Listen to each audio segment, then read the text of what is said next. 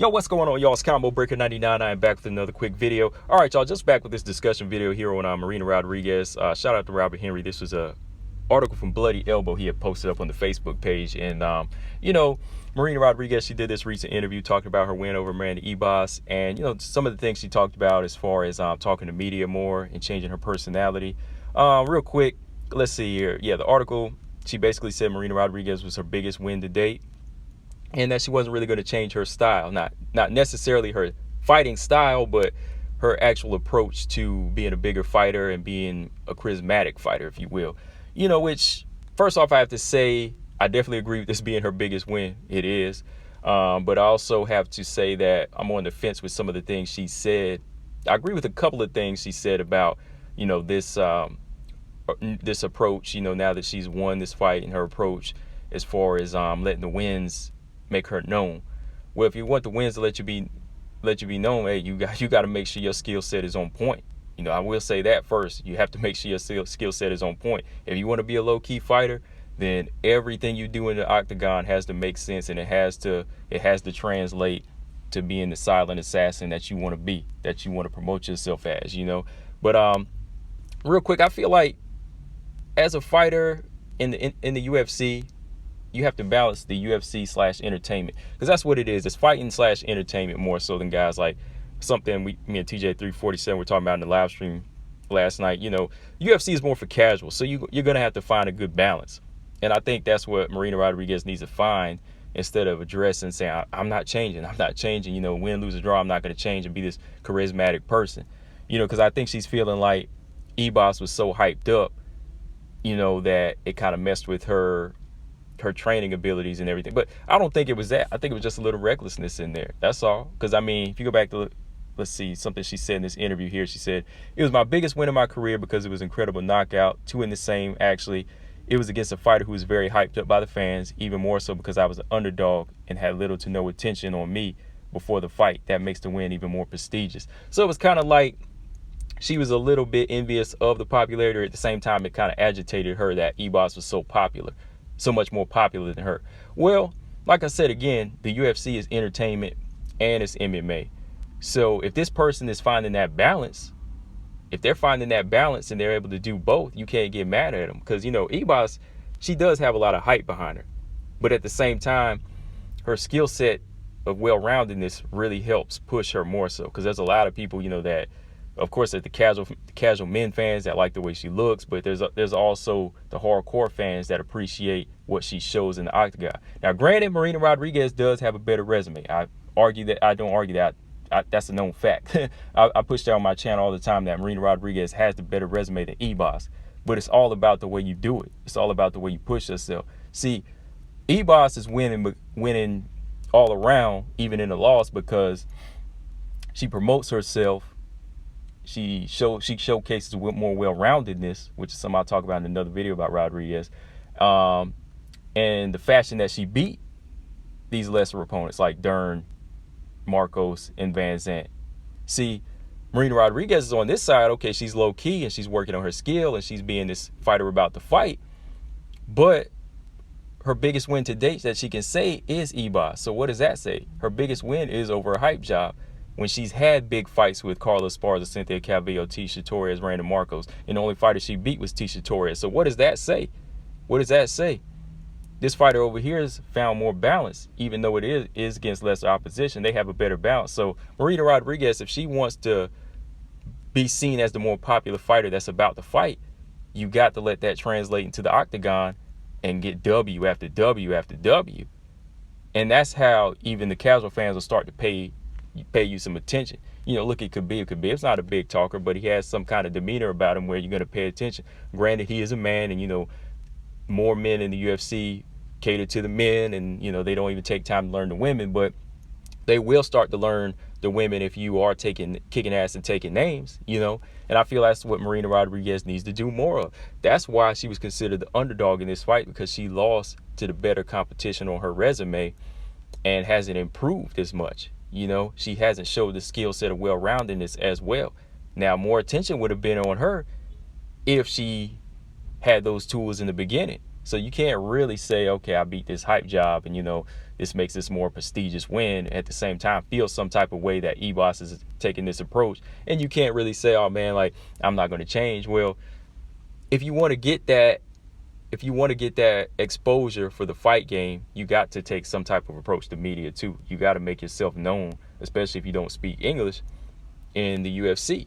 You have to do one or the other. You need to be out there talking, or you need to be out there constantly, consistently kicking ass and taking names, if you will. So yeah, real quick, another thing she said in the paragraph here. Let's see. It's possible that I'll gain more visibility. A lot of people say that fighting well is not enough. You must have charisma too. To be honest, what matters at the end of the day is to fight well.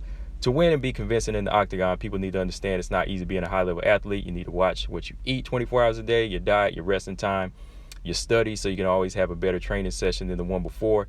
That's how you evolve and go out there and knock someone out. Yeah, I agree with that you need to focus on that. But again, the theme that you see in all my videos is balance. When it comes to what you do in the octagon, there has to be some type of balance, especially if you're in the UFC. The UFC is not just the fight game. It's the fight game / entertainment business. So if your pay grade is not going up, or your exposure is not going up, or it's not reflecting the pay,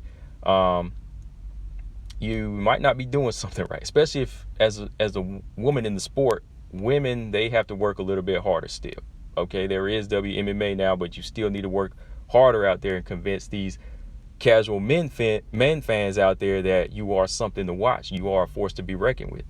So somebody like her, nobody's saying that you need to be out there 24 hours a day, having a camera in your home, putting on a little reality show or anything like that. No, just find the balance. Fighters like Miranda Maverick, they take time to find the balance. She does interviews. Shout out to Miranda.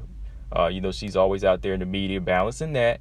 Then you see her working her ass off in the gyms constantly. She's constantly balancing both of these things. School too. She goes to school too. So that's a lot of things. Family life. So she's balancing all of that, and she still puts that media time in there too, because she knows that I'm in this male-dominated sport and I want to be something big. Because, hey, what?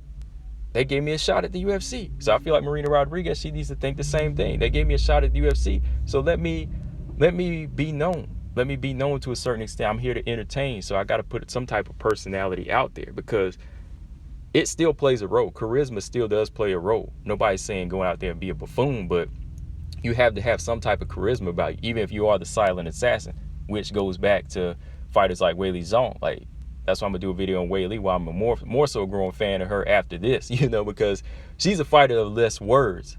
She doesn't even address this type of stuff. She goes in there and does what I say, kick ass and take names. She doesn't say, oh, I don't have time for media, or I'm not going to change who I am. No, if the media comes, she'll talk, she'll translate, get her translator, and they talk, they do their thing, go right back to doing what she do, being that silent assassin. You know what I mean? So it's all about whatever you choose, but you have to come away with the results that you want with it, and you got to be strong with it. Let's see. Last paragraph here I just wanted to speak on. She said, okay, of course that giving attention to the media is also important with public figures. We're aware that when we sign with the UFC, but you can't overdo it and let it take time away from your training, resting time to focus more on media. It's not like me. There are different styles. Each fighter has theirs. I respect them all. The fans need to understand this is my style, win, lose, or draw. Okay, so yeah, I agree with, finding the balance. You can't overdo it. But if you're not doing it at all, or you're underdoing it, don't complain again when you're seen as the underdog.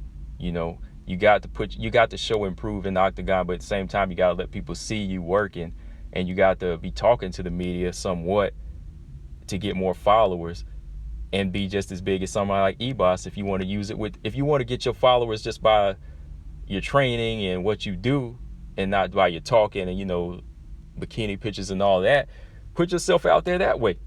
Have media follow you around that way. Look at Weili again. Weili's gaining a lot of followers and a lot of respect. Definitely a lot of respect from me, because she's posting herself out there, but it's training, and that's the way you got to do it 100%. That's the type of stuff that Marina Rodriguez could do even on her own with her team. Let them put you out there that way as, a beast in the octagon. There's a beast in the gym, hitting the bags, hitting the ground, working on that ground game. You know what I mean? Doing all that type of stuff. is another way of pushing yourself. So nobody's saying you got to go out there again, like I said, be this heel or be the girl from next door, always bubbly, giggling, and doing all that. Nobody's saying that. All you got to do is put yourself out there by representing the sport, in your way. And if your way is being low key, just set up some cameras in there, set up some little Instagram videos taking pictures of you working daily. That's all you got to do, and let that generate what it does.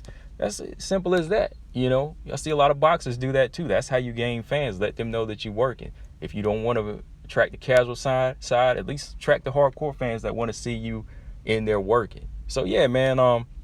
But yeah, there are different styles out there. I know that. Like, there's fighters who don't talk that much. JoJo, she's a quiet girl, but she'll talk when she has to. So you got to be out there. In the UFC, you got to be out there. You got to be out there to a certain extent. You signed to it. You're in the biggest organization that represents MMA all over the world. So you're with them. You got to represent that. You got to be some type of fighter to represent that, or you'll continue to be on the lower tier always. So you can't complain when other fighters find that balance and they get more hyped up than you. So yeah, man, that's pretty much all I had to say on that. Like I said, final thoughts though, fighters are fewer words. Just don't say anything. Just let the W's back it up. Continue to work hard and promote yourself on IG if you have social media with the work that you put in. And the other fighters that do their thing, like Amanda Eboks, they laugh, they have fun. That's their style. Don't knock it. And, nobody will knock the people's style that don't really want to do a lot of talking. But you still have to talk. To me, as far as like interviews, I still feel like you need to put yourself out there, because that's how fans really get to know you. You still have to have that portion where you can sit down and talk with, some of the people online, even like me. I conduct interviews with a lot of fighters, and it's just to know about these fighters, let the people know who they are, because you want to be on camera, right? Well, we'll put you on camera so people can get to know you. That's what it's about. But yeah, man, just want to go back and give you my thoughts. I know this video is a little bit longer than I was going to say. It's almost like a mini podcast, but I just wanted to give you my thoughts on the whole situation. I'll talk about it more next week, just as a whole, with fighters and their approach to the game. Again, video coming on why I respect Wei more and why she's in her own lane right now. Again, because she truly is one of the silent assassins. Media comes, she'll do her thing. Fine, she'll do it. But then after that, she'll go back to work. And how does she build up her fan base? She continues to win, continues to put up good videos on Instagram of her working. It's not necessarily like the other women, but this is what we want to see, and this is what makes me a fan of her. And if Marina Rodriguez doesn't want to change her style, that's a setup for failure. You know what I mean? Like, you need to change your style up with certain things. Nobody's saying you need to go all the way out and just change your personality, but you need to change your style up, just like you need to do in the octagon. You got to change your style up. People who don't want to change set themselves up for failure. But yeah, guys, that's all I got on this one. Like I said, more on it when I can actually sit down and do my podcast episode. But take what you want from what I said, guys. Let me know what y'all think in the comment section. Combo Breaker 99. I'm out. Subscribe. Peace.